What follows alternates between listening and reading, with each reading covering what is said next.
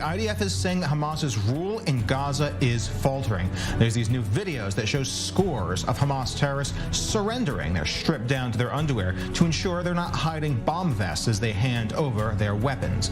Military officials say that Hamas terrorists have been surrendering in greater numbers to the IDF in other areas in Gaza as the military pushes deeper into Hamas's strongholds. Mass surrenders in the Jabalia and the Shejaiya stronghold neighborhoods. Interrogations after surrender reveal a growing disconnect between Hamas's soldiers and their leadership. Leadership is painting them a rosy picture and urging them to fight to the bitter end, while their trigger pullers on the ground say that leadership clearly does not care about their lives. The IDF says that the information gathered from surrendering terror operatives has helped update the military's target bank. Military intelligence also reporting that Hamas leader Yahya Sinwar fled the north of Gaza using humanitarian corridors in the early stages of the war. He is believed to be currently in the underground fortress network beneath Khan Yunis. The IDF is moving deeper into Khan Yunis every day now for the past week or so and announced 250 terror targets destroyed by the Air Force in the last day. And we are joined now by Lieutenant Colonel Peter Lerner of the IDF Spokesperson's unit. I want to start with these pictures we've seen of these mass surrenders of terror operatives. How many people have we seen surrender so far? How common is this? These guys claim they're going to fight to the bitter end. Seems that they won't when push comes to shove. So as we move forward in our operations, we are going to see this type of phenomena increasing because obviously when push comes to shove, we are engaging the enemy on the ground, defeating them day by day, and we will see more and more of these images of people preferring not to go into combat and surrendering themselves. So of course the magnitude will be increasing, it will be widespread, and of course we will utilize the intelligence, the information we can get from the different, whether they're Hamas operatives or just civilians that have knowledge. And indeed, the activities are ongoing. And as we rightly said yesterday, we've seen more and more information coming out of the field, and we are gaining a grasp on what is going on. As you rightly pointed out, Sinwar is being pursued, and this is the nature of the war ahead. So how's the process work? We just saw these videos handing over the weapons, holding up IDs. What do you do with them after you catch them? So there's obviously field questioning, operations that are ongoing, processing, and those that are needed for further interrogation go to further interrogation, and those that are not are released. Now, we've seen some calls from activist groups in the West that are criticizing these large-scale surrenders and arrests. Can you explain to them the necessity of why they're stripped down and how the frequency of them hiding bomb vests and other weapons has been in the past? So we lived through the second intifada here, where Hamas used suicide bombing as a strategy in inflicting huge, massive deaths on Israelis in coffee shops, in malls, in shopping centers, and so on. So it is a threat, it exists, and therefore we need to act with caution when engaging civilians and suspects on the ground. When we are conducting these activities, we're conducting it within the rules and regulations in order to limit civilian casualties, limit casualties and expand our force protection, but also in order to make sure that weapons are handed over and seized by the IDF. This is the reality on the ground. Now, the surrender that we're seeing, this is unconditional surrender from these operatives, or have we seen conditions given? Are there negotiations involved? So when we're surrounding a location that has a huge amount of operatives, we call them to surrender. That is basically what is happening. Okay. I want to move on to the discussion we had briefly mentioned, that being Yahya Sinwar, how he fled to the south during the humanitarian corridors in the opening days of the war. Where is the hunt for the terrorist leader currently standing?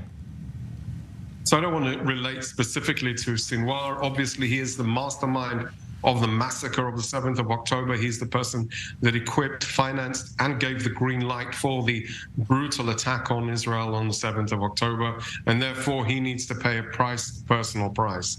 Of course, we have, and as you have seen over the last few days, increased our activities in southern Gaza, specifically around Khan Yunis, at specific locations, but it is all in concert with our war goals of dismantling Hamas as a governing authority and bringing home the hostages. That is our responsibility. That is what we intend on doing.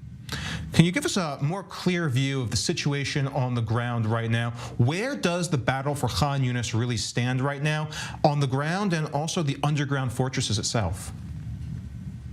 So the reality is one where Hamas has, for the last 16 years, built and anticipated a war with Israel and built its capabilities around what he suspects are the things that would challenge us. So we are conducting house-to-house, alley-to-alley, tunnel-to-tunnel combat. We are engaging the enemy extensively, surrounding specific locations that I would identify and clarify or characterize as centers of gravity of Hamas and their capabilities to operate. So whether it's command control positions, it's staging grounds for their terrorist activities, it's definitely the tunnel system that they're operating in, from, and within.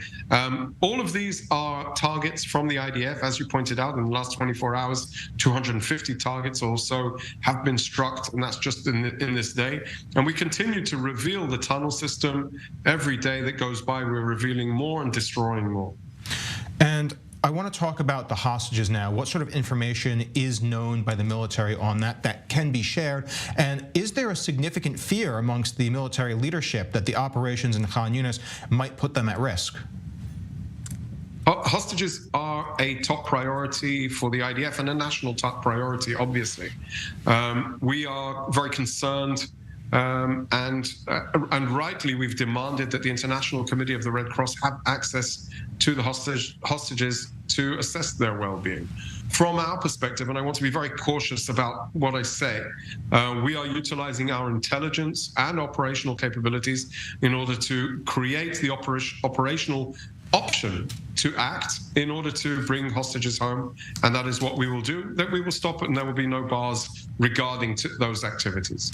I want to now address some of the accusations we've seen coming out of the United Nations and other international agencies, where we see them criticizing the policy of trying to move civilians to small areas to keep them out of harm's way, and they're talking about the conditions of these civilians in these areas. What is the IDF's response to these accusations? How do you respond to international bodies attempting to pressure the military?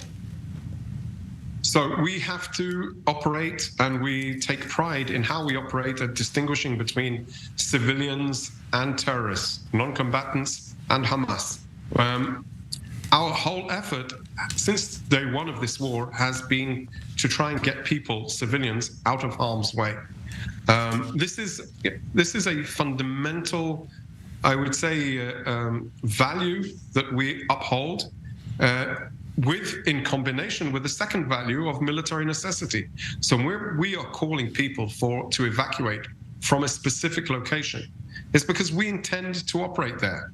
And for their health, for their safety, it is best for them to temporarily move.